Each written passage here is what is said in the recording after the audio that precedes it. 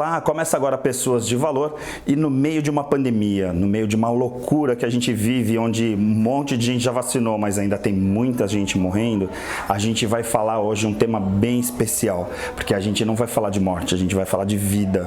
E aí eu tô aqui com o José Carlos Gaspar. Posso chamar Dr. Gaspar? Por favor. Às vezes a gente fala com os professores que nem o Roberto Debski, né? O Debski a gente faz o programa direto e fica, Dr. Roberto, né? Aí, o Debski, né? Aí pega pelo sobrenome. Então, Dr. Gaspar aqui para os nossos telespectadores, a gente já fica sabendo.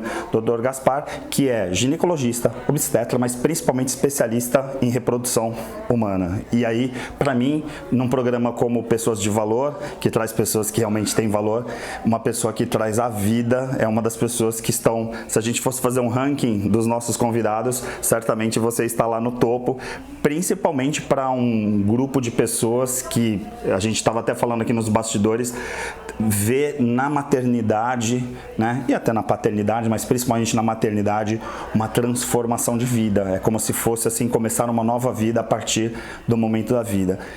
E aí, então, eu queria abordar um pouquinho, não só a parte técnica, a parte clínica, porque o programa fala também sobre desenvolvimento humano, mas essa parte emocional, né? O quanto é importante para a mulher ser mãe. Em primeiro lugar, muito obrigado, né, Ari? É um privilégio estar participando do seu programa, num tema que eu sou apaixonado, que é a vida. Eu amo viver, né? Eu acho que isso é um grande presente do Criador. Adoro o lado comportamental, né? A gente estava conversando aqui antes de começar os bastidores sobre a importância da mente, né? A importância de você acreditar, né? E esse projeto, né, quando a gente trabalha em reprodução humana, a gente tem que deixar bem claro, e às vezes eu falo para o casal que eu vou trazer de tudo que eles puderem, né, para eles conseguir o seu objetivo, de tudo que tem de mais moderno. Se estiver saindo algo amanhã, eu vou trazer e a gente vai conversar das possibilidades, mas que tem algo que eu não posso prescrever, que não existe, que é o acreditar, é a fé, né? E é isso que fortalece o casal a começar esse caminho. E eu me sinto hoje um privilegiado, porque eu tenho a oportunidade de ser instrumento para esses casais e quando a coisa realmente acontece, é como se eu estivesse plantando a sementinha e em algumas situações eu faço o parto, né? Então, na hora desse momento do parto, daqueles casais que já vêm às vezes de várias tentativas de outros serviços, passa um filme na cabeça deles e na minha cabeça, né? Então é aquele ponto de plenitude máximo. E ali eu só agradeço a oportunidade. E isso às vezes percorre, né, 9 meses da gestação, mas você sabe, o casal está ali já há anos e quando chega você até ter o resultado positivo mesmo, demora às vezes um ano e meio. Então hoje eu me sinto um privilegiado aos 54 anos de idade, 30 anos de formado, de estar podendo ter a oportunidade de acompanhar todo esse processo. E realmente, assim, como eu digo, ter escolhido a medicina, ter escolhido lidar com mulheres que eu acho que são fantásticas, né? E dar essa oportunidade de ser instrumento nesse processo, eu só tenho a agradecer mesmo. Agora, vamos pensar um pouco nesse lado, para começar pelo lado físico mesmo, e aí entra um pouco a tecnologia, né? A gente teve, por muitos momentos, né, muitas gerações, mulheres que queriam ter filhos, por exemplo, e que não poderiam, por questões até biológicas mesmo. Hoje a tecnologia nessa área, principalmente da reprodução humana, está muito avançada. Eu posso dizer, por exemplo, para quem está assistindo, que é quase impossível uma pessoa querer engravidar e não conseguir, porque existem muitos métodos, ou realmente ainda é uma dificuldade, por exemplo, ainda não é tão assim? Com certeza, hoje só não vai conseguir chegar ao seu objetivo quem desistir. É óbvio que a gente nunca tem uma técnica de 100%, mas hoje é permissível você ter óvulos doados, compartilhados de uma outra mulher para uma outra mulher. Hoje existe a assessora temporária de útero, então se eu não tenho útero, eu posso ter uma assessora que vai me emprestar o útero dela. Eu tenho... popularmente a barriga de aluguel? Hoje a gente chama de barriga solidária. Solidária. Isso, né? Porque para não, entre aspas, colocar a parte de aluguel comercial, né? Hoje nós vivemos numa sociedade que o amor é o amor, independente do gênero, né? Então eu tenho casais homoafetivos, independente do gênero, que podem ter filhos, e isso é uma coisa viável, né?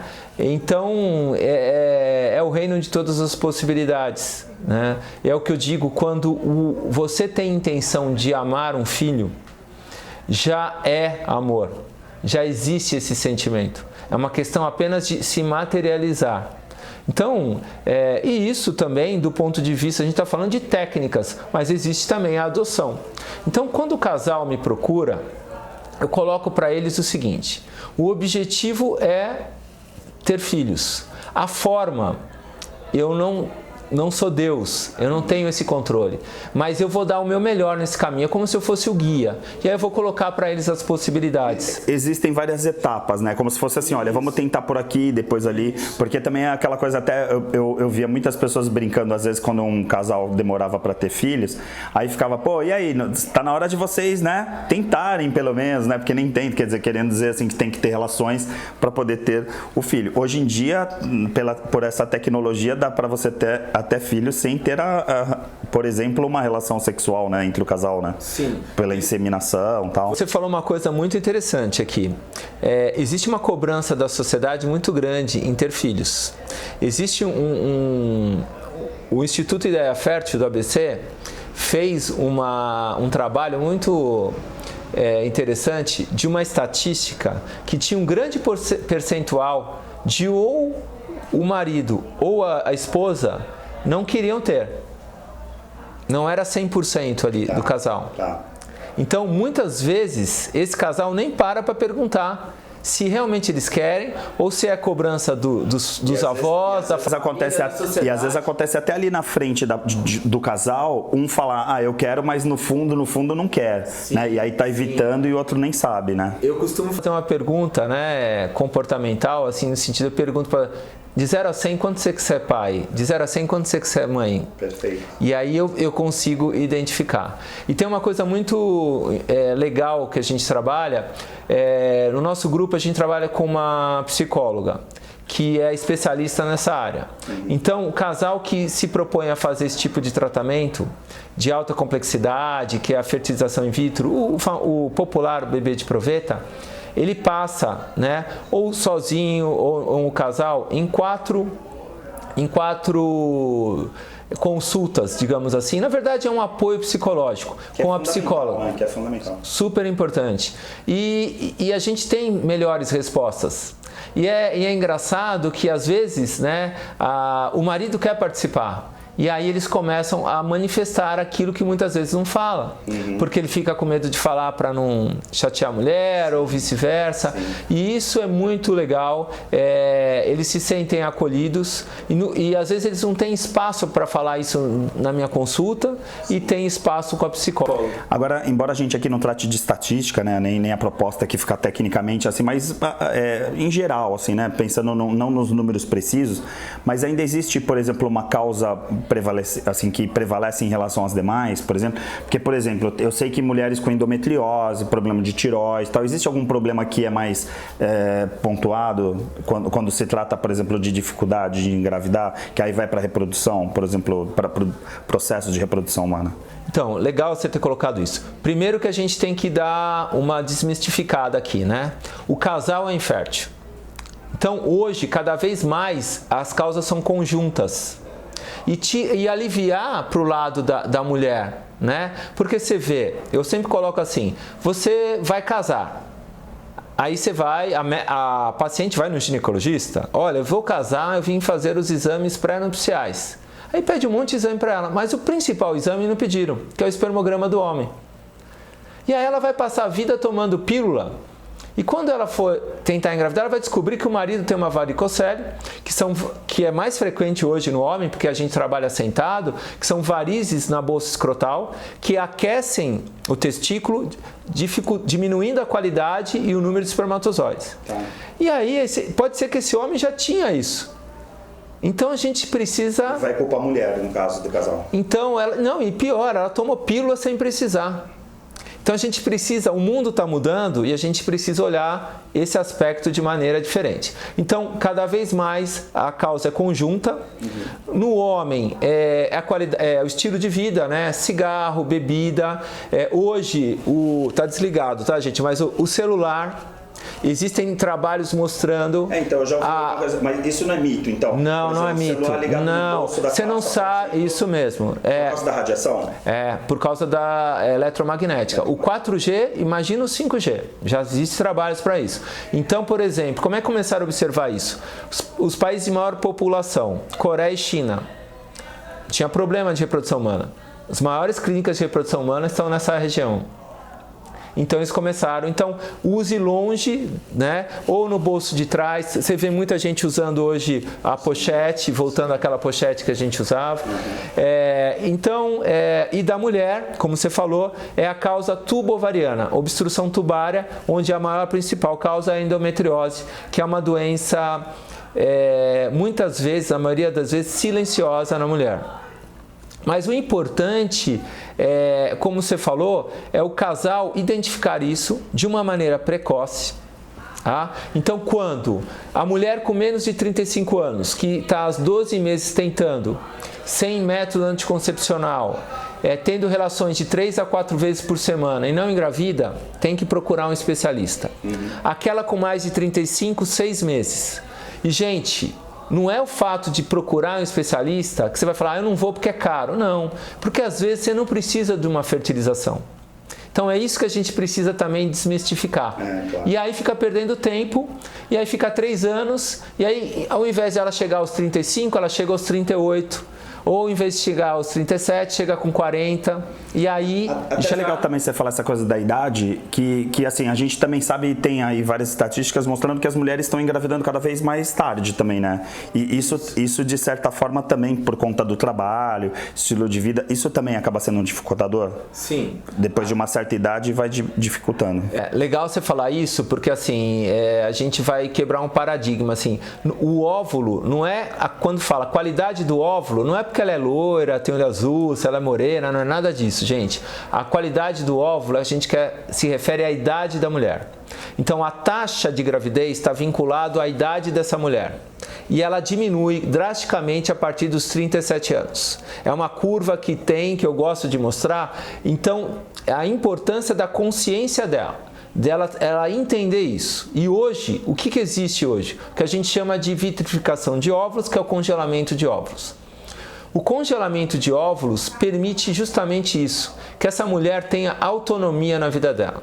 Então ela pode fazer a faculdade, pós-graduação, pode sair, se realizar profissionalmente, construir a vida material dela, sem se importar com a idade dela.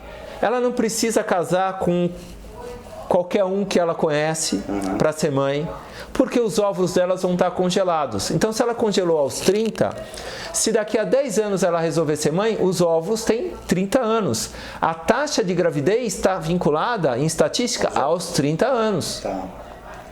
Mas, Gaspar, quer dizer que ela vai precisar? Não. Nós mesmos conversando aqui, falamos de uma mulher que engravidou aos 42. Caso ela precise, está lá. É uma poupança, é uma previdência. Ou ela pode engravidar aos 40, com o óvulo dela, naturalmente, mas aos 45 ela descobriu que a melhor coisa da vida dela não era ter sido CEO de uma grande empresa multinacional e ser mãe. Falar, eu vou largar de ser CEO e vou ser mãe, mas ela tem 45. Mas ela lembrou que aos 30 ela congelou óvulos. Então isso dá autonomia para a mulher. Ela está no controle, né? É um novo mundo, né, doutor? É um novo mundo. Eu vou chamar um intervalo muito rápido aqui no Pessoas de Valor, a gente volta em 1 minuto. Agora, o Célula Mater está no Miramar Shopping. Das 7 às 10 da manhã, o shopping abre apenas para nosso atendimento. A nova unidade realiza todos os tipos de exames, com resultados em 1 hora para mais de 50 procedimentos, incluindo o teste de antígeno para Covid-19. Nova unidade Célula Mater Miramar. Confiança, credibilidade e respeito à vida abrem mais uma porta para você. Venha conhecer.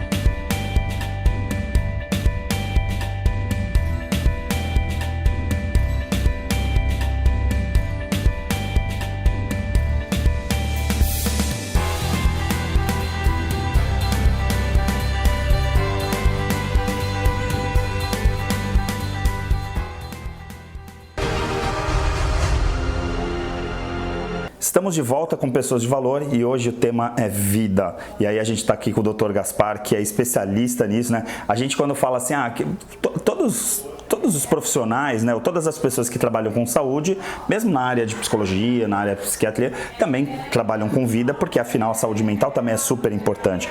Mas no teu caso você tem uma especialidade que é literalmente trabalhar com vida, essa questão da reprodução humana.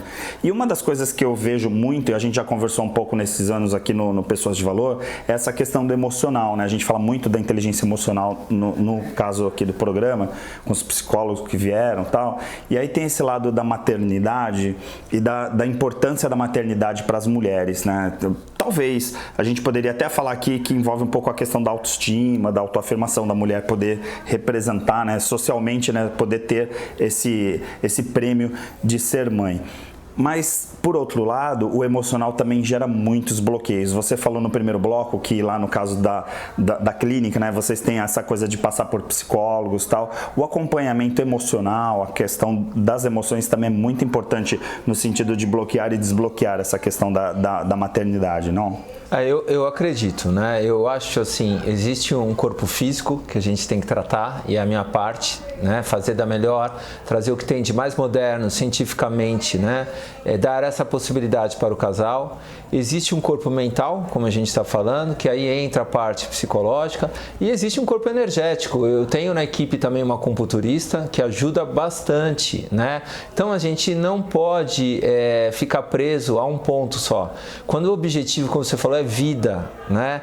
E até você falou, me lembra assim, quando eu faço o primeiro ultrassom, né? Quando deu lá o beta-HCG positivo, que é o exame que comprova que você está grávido, mas o primeiro ultrassom, que é aquele feijãozinho, e você põe o coração, e eu ponho no máximo do volume para o casal ouvir e dizer que realmente, que você vê o exame e fala, mas eu quero ver, eu falo, agora esse aqui é o som da vida, que com certeza você que é pai, você vai lembrar desse momento que é aquele pum, pum, pum, que aí você fala, realmente deu certo, e tá ali uma vida dentro do útero da minha esposa, né? Tem uma questão assim, por exemplo, tem um cara que é o Steven Pinker, que eu gosto muito, né, que é como funciona a mente, né, a mente humana, e aí tem essa coisa assim da biologia da reprodução, né, da reprodução da espécie mesmo.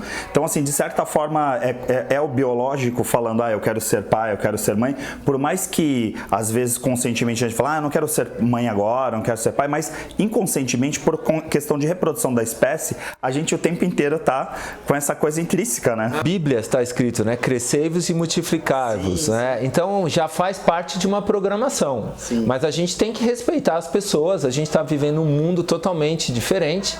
Pessoas que podem ser que não queiram, né? Ou já foram muitos e talvez quem acredita em outras vidas, né? E não tem essa necessidade. Mas assim, o que eu sinto, como pai agora eu posso falar, que ser pai, às vezes as pessoas perguntam, eu falo pro casal, calmem, porque assim, a felicidade ela é sua. O filho não traz felicidade. Vocês vão ser felizes e compartilhar isso com os filhos. O filho traz um crescimento e um autoconhecimento todos os dias. Sim. Porque é responsabilidade eterna. Independente da idade do seu filho, claro, a responsabilidade. Filho, né? E você vai mostrar a direção melhor. Sim. Por livre-arbítrio, ele vai decidir ou não. Né? Agora, e às vezes eu vejo que as pessoas põem nesse tratamento a esperança da felicidade. E não é. Sim, até porque a gente também sabe, né, entrando até por um pouco esse lado também do comportamento, que muitas vezes os casais não estão bem e aí às vezes o filho, eles querem buscar um filho.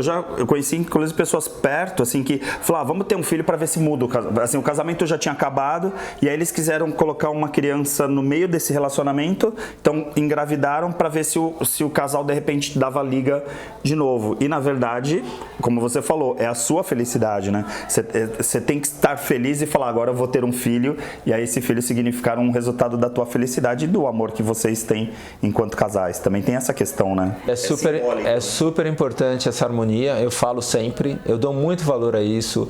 Às vezes eu paro, é lógico que a medicina é científica, né? A medicina, mas eu paro, converso. Eu sempre falo que o vínculo é eterno. Do final sai a amizade. Senão, para que tudo isso, né? Então isso é muito legal e, como eu te falei, na hora lá que eu tenho a oportunidade de fazer o parto, primeiro que eu falo, ó, depois de amanhã eu vou dormir melhor, porque imagina, casais que estão 3 anos, 4 anos, aí, enquanto você não pegar no colo aquela criança, você, né? Eu vou até além, né? Vou até trazer, a gente nos bastidores falando se eu trazia esse meu caso ou não, né? Mas acho que é até oportuno, você falou que até é importante para as pessoas verem esse exemplo, né? Mas, por exemplo, no meu caso, eu tô há 27 anos casado com a minha esposa e a gente ficou aí uns 23, 24 anos tentando até vir, a Maria Clara, que eu já falei aqui no programa. E assim, antes mesmo de nascer, quando a gente viu que confirmou que estava grávida, e como a gente já tinha tentado todos os tipos de tratamento, e a gente falou, agora esquece, né, vamos viajar, que é aquela hora, falar, vamos viajar e depois a gente vê a adoção. Aí, de repente, você vê um ultrassom, o coraçãozinho batendo, como você falou, você fica assim, não é possível, né, porque aí a gente entende o milagre da vida, porque quando a gente fala até em treinamentos, né, poxa, Deus, essa coisa das crenças, da fé, de religião, tudo, a gente fica, poxa, a vida é um milagre, mas assim, só quando um pai ou uma mãe ouve aquele batimento, né, que aí estrategicamente o volume tá alto, a gente fala assim, a vida é um milagre mesmo, né? É incrível, porque esse batimento, e lógico, depois que vem pro colo, depois que a gente vê aquela criança que nada é por acaso, né? Aí a cara da mãe, a cara do pai, eu olho lá a miniatura da minha esposa, a minha esposa vê minha miniatura, não tem como não gostar das nossas miniaturas. E aí tudo isso, do ponto de vista biológico, tem muito a ver com essa questão da reprodução da espécie, né? Porque senão a gente entrava em extinção. Se todo mundo começasse a trabalhar, ia ser aquele filme Gattaca, um filme antigo de ficção científica, que a gente ia no laboratório encomendar uma criança. E não é assim, né? Na verdade, uma resposta do que a gente chama de amor mesmo, né? Isso aí, isso é muito legal, Ari, e eu uso muito isso que você falou em pacientes que não tiveram oportunidade de congelar óvulos ou tocaram a sua vida no automático. E quando chegaram a uma idade viram que não tinham mais óvulos, né? Eu tenho até um caso que esse mês eu vou fazer o parto dela, que eu digo que ela é um exemplo. Ela tem 48 anos e vai ser mãe. E foi na primeira tentativa de óvulos de doação. Legal. Isso é acreditar no sonho, isso é acreditar na vida. E aí quando elas perguntam, eu falo, gente, isso é um altruísmo. Porque, assim, quem está lá e vai vir para cá não quer saber de onde veio o óvulo, de onde veio o esperma. Ele quer sentir amor. E escolheu... Isso é burocracia. Burocracia. Quando materializa dentro do seu útero, é amor. Já é. Sim. E ele veio para isso. Eu adoro, né? Lógico, eu amo o que eu faço, mas esses processos em particular que a gente está falando aqui, é coragem, né? É desprendimento, é altruísmo, é amor. Então esse parto para mim, dentro de outros, que cada um tem uma história, né? Cada parto, mas esse parto para mim é muito importante porque ela tem 48 anos, ela é um exemplo para qualquer mulher que é possível sim você realizar seu sonho. E tem uma questão, principalmente para as mulheres, da autoestima, essa questão de merecimento, né? Eu vejo muito, e eu ouvia isso muito próximo, assim, de várias pessoas, de assim, poxa, será que eu não mereço? Então Deus está me castigando, né? Assim, de não poder ter filhos. E na verdade... isso não tem nada a ver com esse outro lado, né? Porque a gente fica com a ideia de assim, por quê? Você é uma má pessoa, você está sendo punida, né? Eu tô sendo punido porque eu não vou ser mãe, né? Nossa, isso é terrível, né? Eu digo que quando a paciente vem com essas crenças ou até de outros tratamentos, ela vem em caquinhos, né? Então, assim, eu tenho uma caixa de lenço, então ela chora meia hora, né? A outra meia hora a gente conversa, mas ela tem que voltar para eu conversar. Né? E eu já falo, olha, nesse caso já passa antes com a psicóloga para ajudar a gente remontar esses caquinhos. Eu vou dizer o que eu acredito, né? Longe de mim aqui colocar alguma verdade, isso é o meu sentimento. Talvez eu já senti isso alguma vez, mas hoje eu acho que o Criador fez o homem para ser feliz e para dar certo. Ele não fez o homem para ser infeliz ou para não dar certo. Então eu não acho que é castigo. Eu acho que são adversidades que vêm nas nossas vidas para a gente buscar dentro da gente, né, o autoconhecimento, saber que a gente é capaz, né? É lógico que tem que ser um dia de cada vez, essa pandemia mostrou isso, né? E que você vai se encontrar resiliência e encontrar dentro de você um conhecimento para você devagar, um dia de cada vez, vencer essa adversidade, né? Como? Eu não sei. Mas vai ter o seu jeito. O seu jeito. Agora, dentro disso que a gente está falando, da infertilidade, é muito importante uma rede de apoio. Essa rede de apoio começa em casa, né? Aquela coisa, um consegue, outro não consegue, a comparação com prima, ou escutar isso, o que você fez, né, em outras vidas para isso acontecer, e aí isso acaba com a autoestima da mulher, né? Muitas mulheres não é ter o filho, que você fala adoção, elas querem gestar, elas querem a maternidade, elas querem sentir, elas querem mudar o corpo. Nós homens nunca vamos entender. Você fala assim, você é uma barriga? Não, que barriga? Eu não quero barriga. A mulher é vaidosa, mas para a gestação ela pode ter uma barriga imensa. Então são coisas que é difícil mesmo para o homem. Mas o mais importante, se eu puder deixar aqui um recado, é assim, não desista do seu sonho. Não tenha controle da forma. Eu digo que as mulheres, elas têm por si o gene de controlar. Elas querem ser controladoras. Nós sabemos isso. Não tem. Nós não temos. Eu não tenho. A ciência não tem. O que você tem, sim, é a possibilidade de tentar e sempre com esperança, não acreditar. E aí sim a ciência vai te dar várias formas, várias maneiras, várias tecnologias para você chegar a esse objetivo. Hoje tem mais recursos, na verdade, muito mais recursos, a verdade é essa, né? Agora, para a gente encerrar, a gente falou que ia falar de vida e não de morte, mas assim, a gente está no momento que a gente perdeu lá, né? Muita gente, milhões de pessoas no planeta, e aí fica a pergunta, tá mexendo com a demografia? Como que tá essa questão aí da natalidade? Eu, além de trabalhar com reprodução humana, eu faço ultrassonografia, sou especialista em medicina fetal, sou ginecologista e obstetra. O número de gestações está diminuindo. Eu acredito que as pessoas estão naquele período agora no patamar de reflexão. Até para evitar hospital, eu acho que é mais nesse sentido eu vejo assim, de evitar a pandemia. Eu vou ter emprego? Como é que está o mundo hoje? Segundo, isso posso passar para o meu filho? Né? Agora que a gente está tendo que as gestantes estão conseguindo vacina. Terceiro, e se eu ficar doente grávida? Eu posso ficar doente e faltar para algum filho meu? Então eu acho que existem muitos medos. Com isso, aumentou em contrapartida a vontade da mulher congelar óvulos. Que é aquilo que eu falei, aí eu tenho autonomia. Ou seja, se eu fosse engravidar nesses 2 anos aí que a gente está vivendo de perigo, vamos dizer assim, até físico mesmo, né, biológico, então de repente esse congelamento é para falar assim, eu seguro a minha idade biológica para quando eu já estiver mais tranquilo. É uma estratégia. Eu vejo isso e agora acredito que as coisas estão melhorando. Acredito que até o final do ano melhore mais. Espero que todos nós possamos passar realmente um Natal em família, abraçando os nossos entes queridos, né? E cada vez mais vai melhorar. É lógico, como na gripe, nós vamos ter imunizações frequentes e aí as pessoas vão repensar nessa possibilidade de estar tentando engravidar. Legal. Doutor, obrigado. Doutor Gaspar, incrível, né? Eu tenho certeza que quem assistiu esse programa hoje falou assim, é um dos melhores programas, que é aquela coisa, quando a gente trata de vida, não tem como não ser um programa especial. Muito obrigado pela tua presença. Pessoas de Valor fica por aqui e na semana que vem a gente se encontra. Fica com a programação da Santa Cecília TV.